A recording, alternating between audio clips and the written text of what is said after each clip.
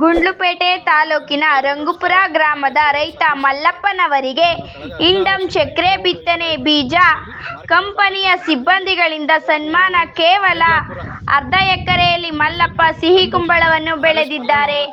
ಒಂದು ಕಾಯಿ 3 ರಿಂದ 4 ಕೆಜಿ ಬರುತ್ತದೆ.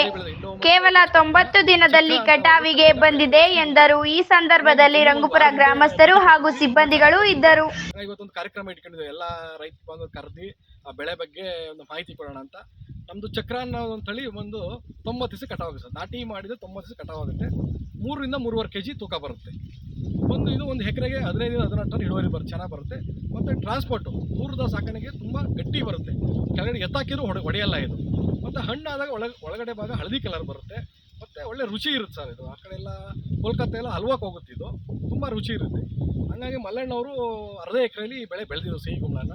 ಅವ್ರಿಗೆ ಮಾಹಿತಿ ಕೊಟ್ಟು ಮತ್ತು ಅಕ್ಕಪಕ್ಕ ರೈತರನ್ನ ಕರೆಸಿ ಒಂದು 20-30 ಜನ ಎಲ್ಲ ರೈತರಿಗೂ ಮಾಹಿತಿ ಕೊಟ್ಟಿದ್ದೀವಿ.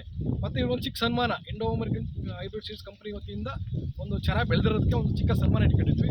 ಹಾಗಾಗಿ ಒಂದು ಗಿಫ್ಟು ಸಹ ಇವ್ರಿಗೆ ಕೊಡ್ತಾಯಿದ್ವಿ. ತೊಗೊಳ್ಳಿ ಸರ್. ಇವರು ರೈತರು ಇವರೇ. ಇವ್ರ ಬಗ್ಗೆ ಅನಿಸಿಕೆಗಳು. ನಿಮ್ಮ ಹೆಸರು? ಆರ್ ಎಸ್ ಮಲ್ಲಣ್ಣ ಅಂತ. ಊರು ರಂಗೋಪುರ. ಹೆಂಗೆ ಅಂದರೆ ಬೆಳೆ ಬಗ್ಗೆ ನಿಮಗೆ ಚೆನ್ನಾಗಿ ಬರುತ್ತಾ? ಇದು ಇಂಡೋ ಅಮೆರಿಕನ್ ಹೈಬ್ರಿಡ್ ಸೀಡ್ಸ್ ಚಕ್ರ ಅಂತ. ಇದ್ರ ಬಗ್ಗೆ ನಿಮ್ಗೆ ರೈತರು ಕೇಳಿದ್ರೆ ಹೇಳಿ, ಮತ್ತು ಅಂಗಡಿಯವ್ರಿಗೆ ಹೇಳ್ರಿ, ಮಾರಾಟಗಾರರಿಗೆ ಹೇಳಿ, ನಿಮ್ಮ ಅಕ್ಕಪಕ್ಕ ರೈತರಿಗೂ ಹೇಳಿ. ಚೆನ್ನಾಗಿ ಬರುತ್ತೆ.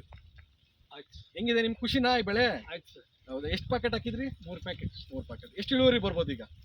ನಾವು ಇನ್ನೂ ತೂಕ ಹಾಕಿ ಅಂದಾಜು ಒಂದು 6 ರಿಂದ 7 ಟನ್ ಬರುತ್ತಾ?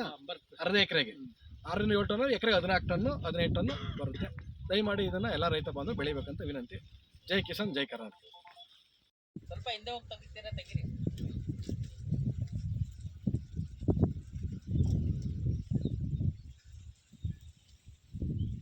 ಕವರ್ ಅಂತ ನೋಡು ಸುರೇಶ್. ಬರಪ್ಪ, 4 ಕಲರ್ ತಗತ್ತಾನೆ ತಗ.